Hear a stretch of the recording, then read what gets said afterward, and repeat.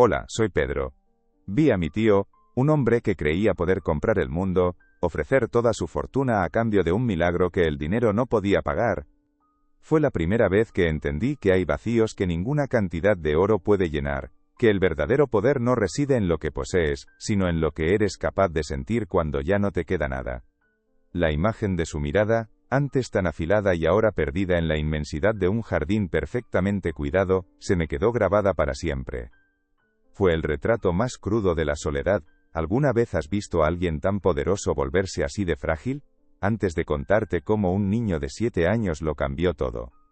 Comenta aquí desde dónde estás viendo, y suscríbete ya al canal. Créeme, no querrás perderte lo que sucede cuando la vida te demuestra que los verdaderos milagros no tienen precio. Aquel lugar era, en sí mismo, una contradicción andante.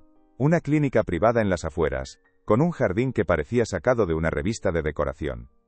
El césped, de un verde insultantemente perfecto. Las flores, dispuestas con una simetría militar, pero no había vida en él. Era un escenario precioso y estéril. Una jaula de oro donde mi tío Ricardo pasaba sus últimas tardes. Sentado en su silla de ruedas, con el cuerpo encogido por la enfermedad cardíaca que se lo estaba llevando, observaba ese paisaje artificial. Su imperio se desmoronaba en silencio, no en las bolsas de valores, sino en el interior de su pecho. El aire allí no olía a flores, sino a resignación, a una calma opresiva que anunciaba el final de todo lo que él había construido con sus propias manos durante 68 años. Ricardo siempre fue un hombre de acero. Había levantado su fortuna desde la nada, con una determinación que a menudo confundíamos con frialdad. Creía firmemente que todo y todos tenían un precio, una cifra que, si era lo suficientemente alta, podía mover voluntades, cambiar destinos y hasta comprar lealtades. Pero allí, en esa clínica, su dinero solo servía para pagar la habitación más cara, y el silencio profesional de las enfermeras. Se había vuelto un hombre difícil, cínico, cuya única defensa contra el miedo era una arrogancia que ya no intimidaba a nadie. Lo veía en sus ojos. Detrás de esa fachada de magnate indomable, solo había un hombre asustado, terriblemente solo, enfrentándose a un enemigo al que no podía sobornar ni derrotar con una oferta millonaria. La muerte no negociaba. Nuestras visitas se habían convertido en un ritual vacío y doloroso. Íbamos mi madre, su hermana y yo, y nos sentábamos a su alrededor en aquel jardín silencioso. Las conversaciones eran torpes, forzadas. Hablábamos del tiempo, de noticias sin importancia, de cualquier cosa que nos permitiera evitar la verdad que flotaba entre nosotros como una niebla densa. Él apenas participaba. A veces, soltaba un comentario sarcástico, una pulla sobre el negocio o sobre la vida, como si quisiera recordarnos quién había sido. Pero su voz ya no tenía el peso de antes. Era el eco de un poder que se extinguía. Sentía que él nos miraba y no veía a su familia, sino a los herederos que esperaban, y nosotros, a nuestra vez, luchábamos por ver al hombre detrás del enfermo terminal. La conexión se había roto hacía mucho tiempo. Su rutina era de una monotonía aplastante, un bucle de pruebas médicas, comidas insípidas, y esas largas horas de soledad en el jardín. Se negaba a recibir consuelo, a hablar con psicólogos, o con cualquier figura que representara una debilidad. Para él, la esperanza era una estafa para los ingenuos. Recuerdo que una vez una enfermera joven intentó hablarle de fe, y él la despidió con una risa amarga. Fe, niña, yo he construido catedrales de cemento y cristal. He visto a hombres vender su alma por un contrato. No me hables de cosas invisibles, le dijo. Esa era su coraza. Se aferraba a lo tangible, a lo que podía tocar y contar, mientras lo más importante, el tiempo, se le escapaba de las manos como arena fina, sin que toda su fortuna pudiera retener un solo grano. Aquella tarde en particular, el ambiente era aún más pesado. Una doctora le había comunicado por la mañana que las últimas opciones de tratamiento habían fracasado. No quedaba nada por hacer, solo gestionar el dolor. Cuando llegué, lo encontré más callado que nunca. Su mirada no estaba fija en las flores ni en los otros pacientes, estaba perdida en un punto indefinido, como si ya no estuviera allí del todo. El jardín, con su belleza fría y ordenada, parecía una burla cruel, un recordatorio de un mundo perfecto al que él ya no pertenecía. Yo me quedé a unos metros, sin saber qué decir, sintiendo una impotencia que me helaba los huesos. El hombre que había movido el mundo estaba completamente inmóvil, atrapado en su silla y en su propia amargura. Era el silencio que precede a la tormenta, o en su caso, al derrumbe final. Los días se habían fundido en una masa gris y predecible, cada uno un calco exacto del anterior. La rutina de mi tío Ricardo era un ritual de desesperanza. Desayuno en la habitación. Lectura de los titulares económicos por pura costumbre como si aún importaran, y luego la silla de ruedas hasta su rincón de siempre en el jardín. Se quedaba allí durante horas, inmóvil, con una manta sobre las rodillas incluso en los días más templados. No leía, no escuchaba música, no hablaba con nadie, simplemente existía, o más bien, dejaba de existir lentamente, con los ojos fijos en la perfección artificial de las petunias. Era un espectador de su propio final, y su silencio era más ruidoso y desolador que cualquier grito de dolor que hubiera podido proferir. Su amargura se había convertido en una segunda piel, una armadura contra la lástima que tanto detestaba. Las enfermeras habían aprendido a mantener las distancias. Le ofrecían su medicación con una sonrisa profesional que no llegaba a los ojos, y se retiraban de inmediato, sin intentar entablar conversación. Él las despedía con un gruñido o con un gesto de la mano, como si fueran sirvientes molestos. Lo vi rechazar un vaso de agua de una joven auxiliar con tal desprecio que la chica casi se echó a llorar. No era maldad gratuita, o al menos eso quería creer yo. Era el último recurso de un hombre que había perdido el control de todo, aferrándose a la única cosa que aún podía dominar, la capacidad de alejar a los demás. A veces, desde mi posición a una distancia prudente, lo observaba interactuar con el entorno, no con las personas, sino con las cosas. Contaba los setos que bordeaban el camino, seguía con la mirada el vuelo de algún pájaro hasta que desaparecía, y luego volvía su atención al reloj de su muñeca, un Patek Philippe que valía más que mi casa, como si midiera los segundos que le quedaban con una precisión dolorosa. Todo en ese jardín era un recordatorio de su fracaso. Las flores, vibrantes y llenas de vida, eran una ofensa. El sol, que calentaba la piel de los demás, a él solo le recordaba el frío que sentía por dentro. Era un rey exiliado en su propio reino pagado, un reino que ya no le ofrecía consuelo, solo una vista bonita hacia la nada. Fue en una de esas tardes, una tarde idéntica a todas las demás, cuando lo vi por primera vez. Un niño pequeño, no tendría más de 7 años, que solía jugar cerca de la entrada de servicio, donde su madre trabajaba en la lavandería de la clínica. Era un chaval delgado, con el pelo revuelto y unas zapatillas gastadas, un elemento de vida real y desordenada en aquel escenario de pulcritud forzada. Mientras los demás pacientes y visitantes lo ignoraban, él se movía con una libertad que contrastaba brutalmente con la rigidez del lugar. Jugaba con una ramita, dibujando líneas invisibles en la tierra de una maceta, completamente absorto en su propio mundo, ajeno a la atmósfera cargada de enfermedad y resignación que lo rodeaba. De repente el niño dejó su ramita, levantó la cabeza y fijó su mirada en mi tío. Lo observó durante un largo minuto, con una curiosidad pura, sin el filtro de miedo o respeto que Ricardo solía imponer en los adultos. Y entonces, con una calma que me dejó sin aliento, empezó a caminar hacia él. No corrió, no dudó, simplemente avanzó, paso a paso, cruzando el césped perfectamente cortado como si fuera el camino más natural del mundo. Yo me tensé, esperando la inevitable explosión de mi tío, el grito seco que lo mandaría de vuelta por donde había venido. Contuve la respiración, preparándome para intervenir, para proteger a aquel niño de la ira de un hombre que ya no tenía nada que perder. Pero la explosión nunca llegó. El niño se detuvo justo delante de la silla de ruedas a menos de 1 metro de distancia. Se quedó allí, en silencio, simplemente mirándolo. No pedía nada, no decía nada. Solo lo miraba a los ojos. Ricardo, que al principio lo había ignorado, finalmente bajó la vista, y se encontró con la de aquel pequeño desconocido. Vi cómo su ceño se fruncía, una mezcla de extrañeza y fastidio. Abrió la boca para decir algo, probablemente una orden cortante para que se largara, pero las palabras no salieron. Por primera vez en meses, alguien lo miraba sin lástima, sin miedo y sin interés. Y ante esa mirada limpia, mi tío, el hombre que lo controlaba todo, se quedó completamente desarmado, en silencio. Aquel silencio se alargó durante lo que pareció una eternidad. El mundo entero pareció contener la respiración, esperando una reacción que no llegaba.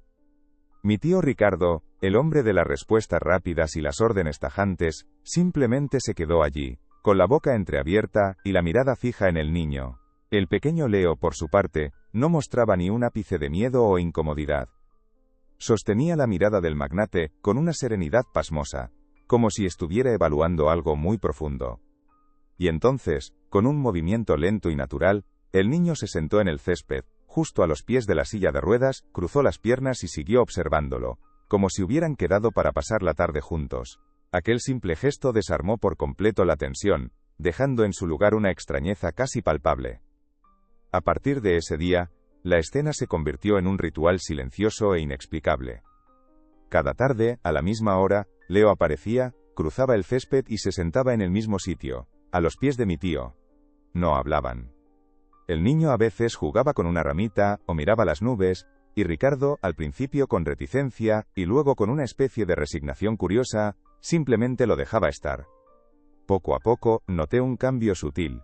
El silencio que los rodeaba ya no era el silencio opresivo de la soledad de mi tío, sino un silencio compartido.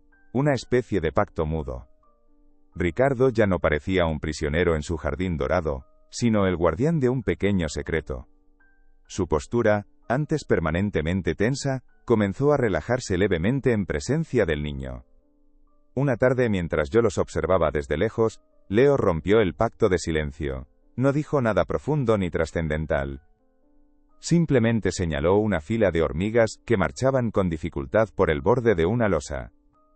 «Mira», dijo con una vocecita clara, sin apartar la vista de los insectos, «esa lleva una hoja más grande que ella». Mi tío, que llevaba semanas sin dirigir la mirada a nada que no fuera el horizonte vacío, bajó los ojos lentamente y observó la pequeña procesión. Se quedó mirando a la hormiga durante un largo rato, y por primera vez en meses, vi cómo la comisura de sus labios se curvaba en un gesto que no llegaba a ser una sonrisa, pero que rompía la máscara de amargura que llevaba permanentemente puesta. Fue un cambio minúsculo, casi invisible, pero para mí fue como ver moverse una montaña. La conexión entre ellos se fue haciendo más profunda de una manera que nadie podía explicar. Leo parecía tener una intuición sobrenatural. Si mi tío tenía un día de más dolor, aunque intentara ocultarlo con su habitual estoicismo, el niño parecía sentirlo. En lugar de jugar, se quedaba más quieto, más cerca de él, como si su simple presencia pudiera ofrecer algún tipo de consuelo. Recuerdo un día especialmente malo en el que Ricardo apenas podía respirar bien. Leo se le acercó y, en lugar de hablar, le puso una pequeña piedra lisa y fría que había encontrado en la mano. Mi tío cerró los dedos sobre ella, un gesto casi involuntario, y mantuvo la mano cerrada durante el resto de la tarde. No hubo palabras, pero el mensaje fue más claro que cualquier conversación: estoy aquí contigo, siento tu dolor. El punto de inflexión definitivo, el momento que lo cambió todo, llegó con un sonido. Leo estaba intentando hacer el pino en el césped, fallando estrepitosamente una y otra vez. En uno de sus intentos, rodó por el suelo de una forma tan cómica y torpe que él mismo no pudo evitar soltar una carcajada limpia, sonora y contagiosa. El sonido de esa risa infantil, pura y sin filtros, llenó el silencio del jardín. Y entonces ocurrió lo que yo creía imposible. De la garganta de mi tío, salió un carraspeo seco, un sonido ronco, como el de un motor que lleva demasiado tiempo parado. Y ese carraspeo se convirtió en una risa. Fue corta, áspera, casi dolorosa, pero fue una risa real, la primera que le oía en años. Una enfermera que pasaba cerca se detuvo en seco y nos miramos con un asombro que nos dejó sin palabras. Aquella risa fue como la primera grieta en un inmenso glaciar. A partir de ese momento, la transformación de Ricardo se aceleró. Empezó a responder a las enfermeras, primero con monosílabos, y luego con frases cortas. Dejó de rechazar la ayuda con tanta brusquedad. Pero el cambio más grande, era su actitud hacia las visitas de Leo. Ya no las esperaba con resignación, sino con una especie de anhelo silencioso. Su mirada ya no se perdía en la distancia, sino que a menudo se desviaba hacia la entrada de servicio, esperando ver aparecer aquella pequeña figura. El niño, sin proponérselo, sin saber el poder que tenía, le había devuelto algo que toda su fortuna no pudo comprar: una razón para conectar con el mundo, un pequeño anclaje a la vida en mitad del naufragio. La risa de mi tío Ricardo resonó en aquel jardín como una piedra lanzada a un lago en calma, y sus ondas lo cambiaron todo. A partir de ese día, el personal de la clínica empezó a mirarle de otra manera. Ya no era solo el paciente difícil de la habitación 301, el millonario cascarrabias que esperaba su final. Ahora había una curiosidad en sus ojos, una especie de asombro contenido. Las enfermeras, que antes entraban y salían de su habitación con una eficiencia casi robótica, ahora se detenían un segundo más, le preguntaban cómo se sentía con un interés que parecía genuino. Una mañana, la doctora principal comentó, casi para sí misma, que sus constantes vitales mostraban una estabilización inesperada. Lo llamó una anomalía estadística, pero para nosotros, para mí, fue la primera prueba tangible de que el milagro silencioso de Leo estaba ocurriendo. Los cambios físicos eran sutiles, pero constantes. No se levantó de la silla y echó a andar, no. Fue algo mucho más terrenal y por eso mismo más creíble. Empezó por el color. Esa palidez cerosa que se había instalado en su piel, comenzó a retroceder, dando paso a un tono más vivo, más humano. Un día, rechazó la sopa insípida del menú, y pidió, con una voz sorprendentemente firme, un caldo de pollo como el que recordaba de su infancia. Otro día lo encontré intentando leer el periódico sin que sus manos temblaran tanto. Pequeños detalles que, sumados, dibujaban un cuadro de lenta recuperación. Era como ver una planta marchita que, gota a gota, empezaba a revivir. Y todo esto se intensificaba en las horas posteriores a las visitas de Leo, como si el niño le dejara una reserva de energía vital que su cuerpo administraba hasta el día siguiente.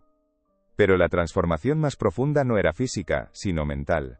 Ricardo comenzó a desenterrar recuerdos que creíamos perdidos para siempre. No hablaba de sus logros empresariales ni de sus enemigos derrotados. Hablaba de cosas pequeñas, sin importancia aparente.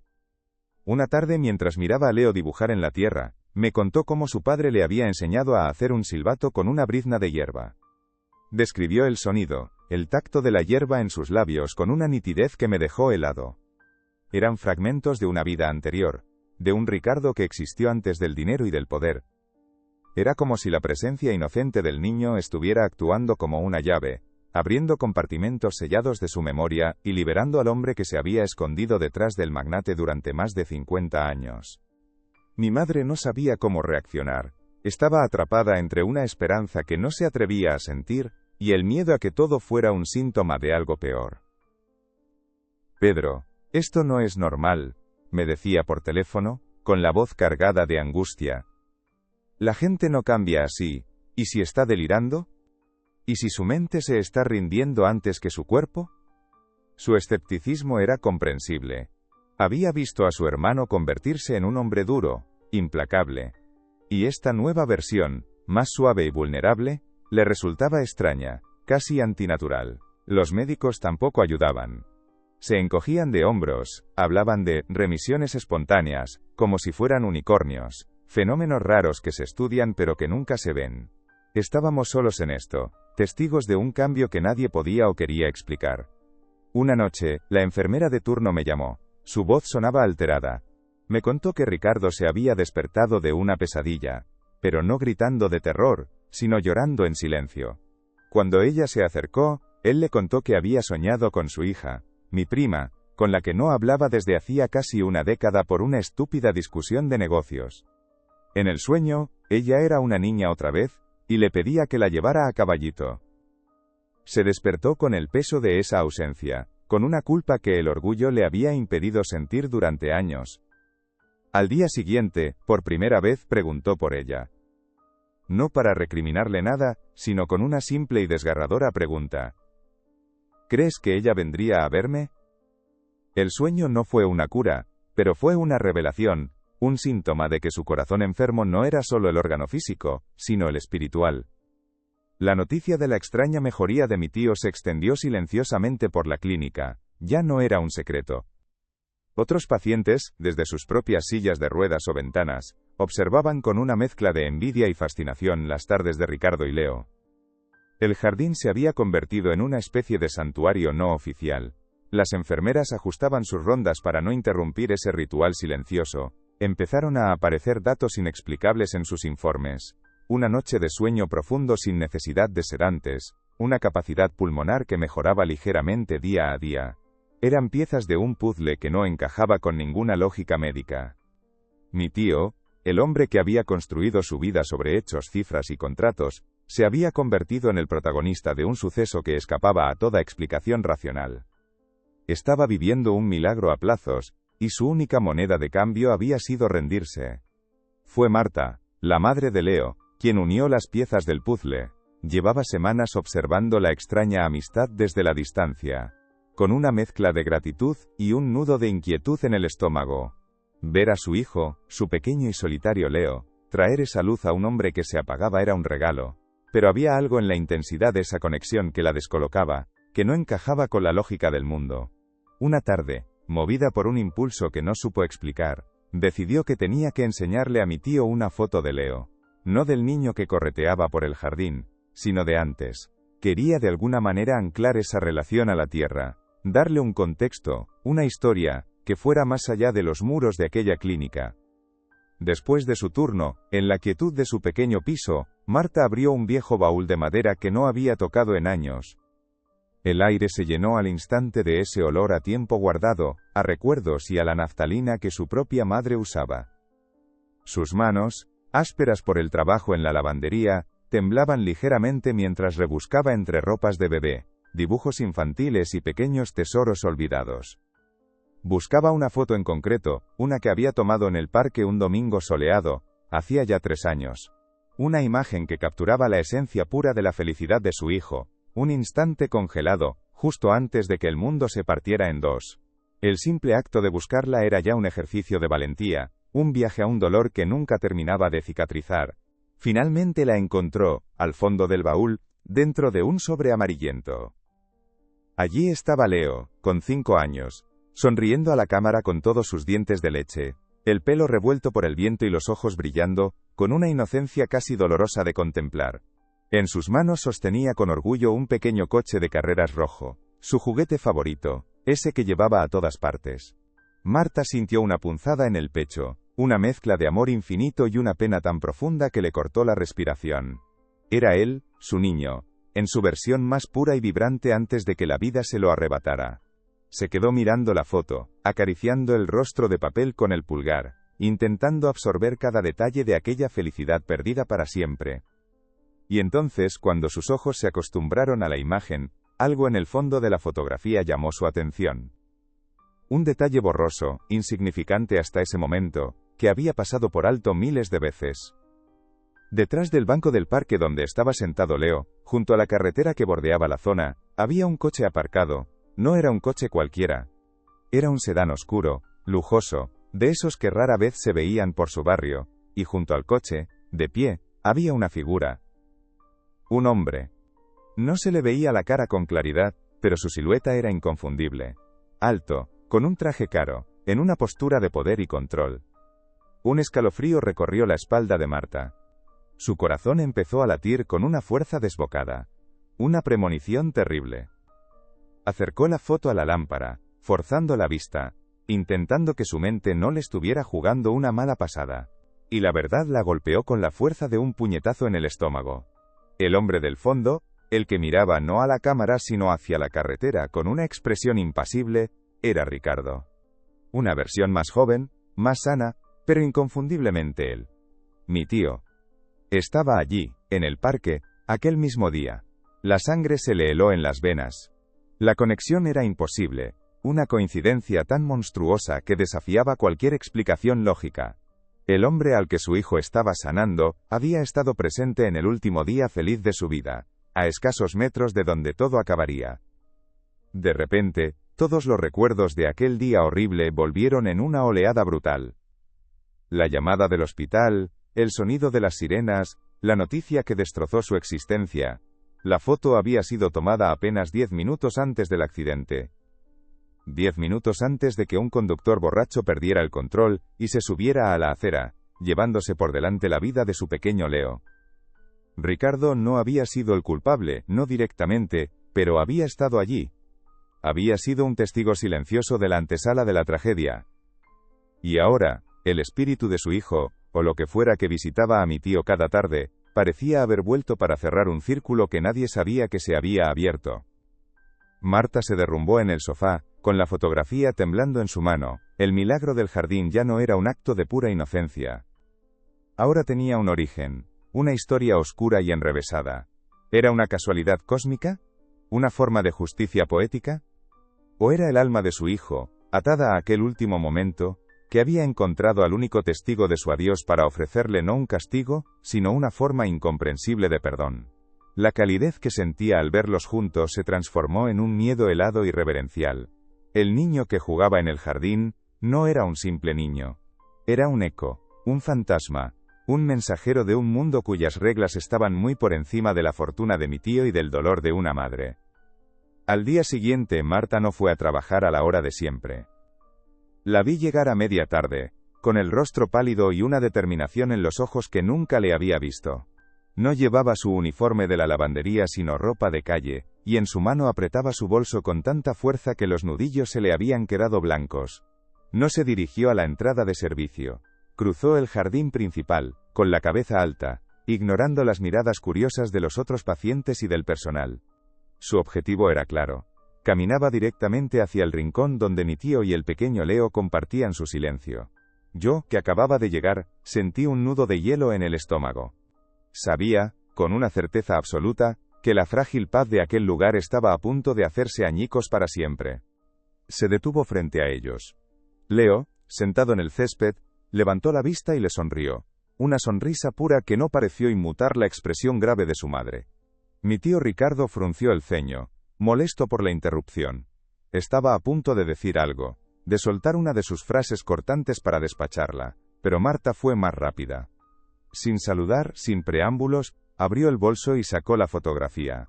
La sostuvo frente a él, con la mano temblando visiblemente. «Señor Ricardo», dijo, y su voz era un susurro tenso, cargado de una emoción que yo no podía descifrar. «Necesito que mire esto. Por favor. Necesito saber si usted recuerda este día». El mundo pareció detenerse. El único sonido era el zumbido de una abeja solitaria entre las flores. Ricardo tomó la fotografía con una mezcla de fastidio y curiosidad. Sus ojos, acostumbrados a analizar balances y contratos, recorrieron la imagen. Vi cómo su expresión se suavizaba un instante al reconocer la cara sonriente del niño, probablemente pensando que era una foto reciente que la madre quería mostrarle con orgullo. Pero entonces su mirada se desvió. Viajó hacia el fondo de la imagen, hacia el detalle borroso que se escondía detrás de la felicidad infantil. Se quedó inmóvil. Su respiración se detuvo. Vi cómo el color abandonaba su rostro, dejando una palidez de cera. La mano que sostenía la foto empezó a temblar, no por la debilidad de su enfermedad, sino por un shock profundo, un reconocimiento que le helaba la sangre. El hombre de acero se estaba quebrando ante mis ojos. Yo estaba allí, susurró, y su voz era apenas un hilo de aire, un sonido roto que parecía venir de muy lejos. No era una pregunta sino una constatación horrorizada. Levantó la vista de la foto y la clavó en Marta, y en sus ojos ya no había arrogancia, solo una confusión desnuda y aterradora. Marta asintió lentamente, y 2 lágrimas silenciosas comenzaron a rodar por sus mejillas. «Esa foto», dijo, y tuvo que tragar saliva para poder continuar. «Fue tomada 10 minutos antes del accidente, 10 minutos antes de que mi hijo muriera». La palabra muriera quedó flotando en el aire del jardín, una bomba de sonido en mitad del silencio, destrozando la realidad que habíamos construido en las últimas semanas. El milagro se había convertido en una pesadilla. Mi tío bajó la mirada, un movimiento lento, casi imposible, desde el rostro de Marta hasta el niño que seguía sentado a sus pies, observándolo todo con una calma sobrenatural. Y entonces lo entendió. Lo vimos en sus ojos, la conexión imposible, la coincidencia cósmica, la verdad que desafiaba toda lógica. El niño de la foto y el niño del jardín eran el mismo. El espíritu de aquel pequeño, cuya vida se había apagado en una acera mientras él, Ricardo, miraba hacia otro lado, había vuelto. No sé qué fue peor para él, la culpa de haber sido un testigo pasivo de la tragedia, o el terror sagrado de entender que el ser que le había devuelto las ganas de vivir, era un fantasma, un eco de aquel día fatal. Se llevó una mano al pecho, no por el dolor físico de su corazón enfermo, sino por una agonía mucho más profunda. «No, no puede ser», balbuceó, mirando al niño como si viera a un ángel o a un demonio, sin poder decidirse. Y fue entonces cuando el pequeño Leo, que había permanecido en silencio durante toda la escena, hizo algo que nos dejó sin aliento. Alargó su manita, y con una delicadeza infinita, la posó sobre la de Ricardo, la que aún aferraba la fotografía. No dijo nada. Solo lo miró. Y en esa mirada, no había acusación, no había ira, no había juicio. Había una compasión tan inmensa, tan pura, que desarmaba cualquier defensa. Era la mirada del perdón. En ese instante, todos lo comprendimos. Aquello no era una venganza del más allá ni una retorcida jugada del destino. Era algo mucho más complejo y sagrado. El alma de Leo no había vuelto para atormentar al testigo de su muerte, sino para sanarlo. Había sentido el corazón triste de mi tío, la soledad y la amargura que lo estaban matando más rápido que su propia enfermedad, y había cruzado el velo que separa los mundos para ofrecerle la paz que él mismo no tuvo tiempo de encontrar. Ricardo rompió a llorar.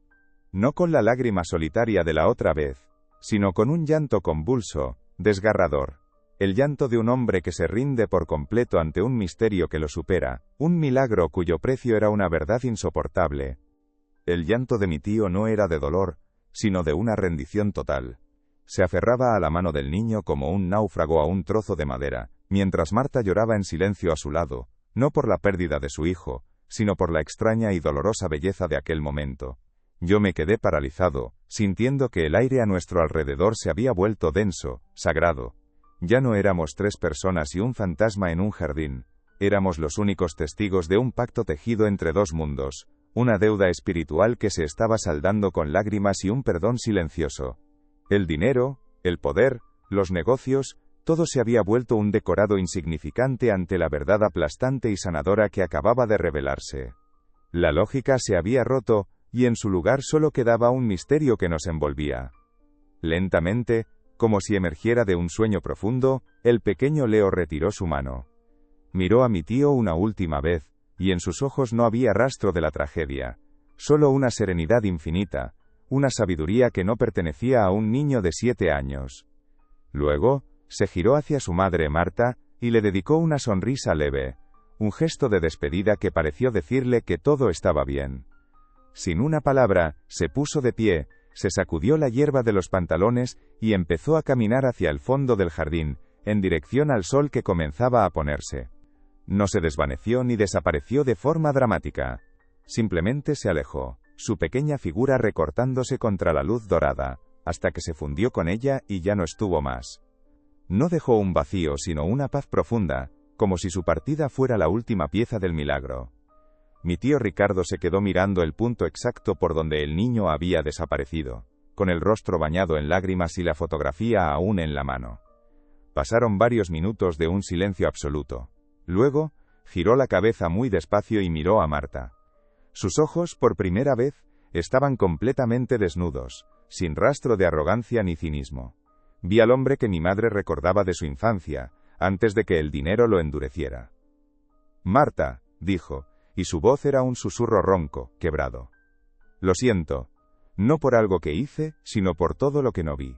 Por el dolor que existía tan cerca, y que mi mundo me impedía sentir». No fue una disculpa, fue una confesión. Y en ese momento, Marta se acercó y le puso una mano en el hombro, no como la madre de la víctima sino como una igual, un ser humano consolando a otro. A partir de ese día, algo fundamental cambió en nuestra familia. Las visitas a la clínica dejaron de ser una obligación dolorosa para convertirse en un refugio. Mi madre, al conocer la historia, dejó de lado su escepticismo y abrazó el misterio con una fe que creía perdida. Ya no hablábamos del tiempo ni de banalidades. Nuestras conversaciones con Ricardo giraban en torno a recuerdos, a sentimientos, a las pequeñas cosas que dan sentido a una vida. Él empezó a preguntar por nosotros, por nuestros sueños, por nuestros miedos. Escuchaba con una atención que nunca le había conocido. La verdad sobre Leo, lejos de separarnos, nos había unido con un lazo invisible y sagrado, forjado en el dolor compartido y en la aceptación de que hay fuerzas que nunca entenderemos, pero que nos pueden salvar.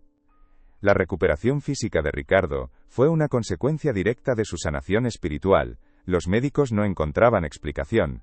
Lo llamaban remisión espontánea, una etiqueta científica para nombrar lo inexplicable. Una mañana, 2 semanas después de la partida de Leo, mi tío se negó a usar la silla de ruedas. Con la ayuda de un andador y una determinación férrea, dio sus primeros pasos por el pasillo. A la semana siguiente, caminaba por el jardín, apoyándose solo en mi brazo. Su sonrisa ya no era una mueca amarga, sino una expresión genuina de asombro y gratitud. Miraba las flores no como un decorado, sino como una prueba de la vida que renace. No se había curado de su enfermedad, se había curado de sí mismo, y su cuerpo, liberado de ese peso, empezó a seguir el camino de su alma. Ricardo nunca volvió a ser el magnate que fue. Vendió gran parte de sus empresas, no por necesidad, sino por elección. Con una parte del dinero, y de forma completamente anónima, creó una fundación para ayudar a familias que habían perdido a sus hijos en accidentes. Su proyecto más querido fue la construcción de un centro de día en un barrio humilde, un lugar con un jardín lleno de juegos, luz y risas de niños. Lo llamó el Jardín de Leo. Pasaba sus tardes allí, no como un benefactor, sino como un abuelo más, sentado en un banco, observando la vida en su forma más pura. Había entendido que la verdadera fortuna no era el dinero que acumulaba, sino el amor que era capaz de dar y recibir. Su corazón, antes enfermo de soledad, ahora latía al ritmo de esas risas infantiles. Vivió 5 años más, 5 años de una plenitud que no había conocido en sus 68 anteriores. Murió en paz, una mañana de primavera mientras dormía. No hubo dramatismo, solo la calma de un ciclo que se cierra. La historia de Ricardo y Leo se convirtió en el legado secreto de nuestra familia. Un recordatorio constante de que los milagros no siempre son ruidosos ni espectaculares. A veces, son tan silenciosos como el gesto de un niño que pone su mano sobre un corazón roto y le recuerda que, incluso en la más profunda oscuridad, hay una luz esperando para sanarnos. El jardín de la clínica nunca volvió a ser el mismo para mí. Se convirtió en un lugar sagrado, la prueba de que el amor es la única fuerza capaz de trascender la vida y la muerte. Si conoces a alguien que necesite escuchar esta historia, por favor comparte este vídeo con esa persona, y no te olvides de suscribirte para más relatos como este. Gracias por escuchar.